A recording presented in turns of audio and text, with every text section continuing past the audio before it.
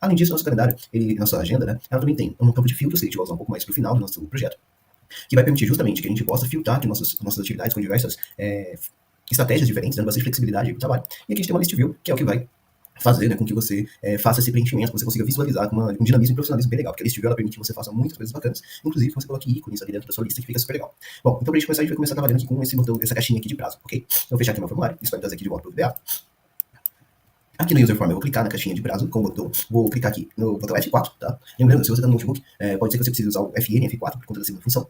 Vou vir aqui nas propriedades dele, né, e clicar em categorizado, fica mais fácil para trabalhar, pelo menos na minha opinião. A gente vai vir aqui na propriedade Max Lens, tá? Você vai perceber que o meu aqui tá 10, ok? Então coloca 10 também, no seu provavelmente vai estar com 0, tá? Eu já tinha mudado isso aqui antes, então só chamando a atenção, né? Então Max Lens vai ser 10. Por quê? Max Lens é o número de caracteres que você consegue colocar dentro da caixa. 10 é o máximo de caracteres que a gente vai permitir que a pessoa escreva. Justamente porque ela vai usar 2 caracteres por dia, 2 caracteres por mês, 4 caracteres por ano, que são 8 caracteres no total, mais 2, que são as barras que separam os dias dos meses e os meses dos anos, ok?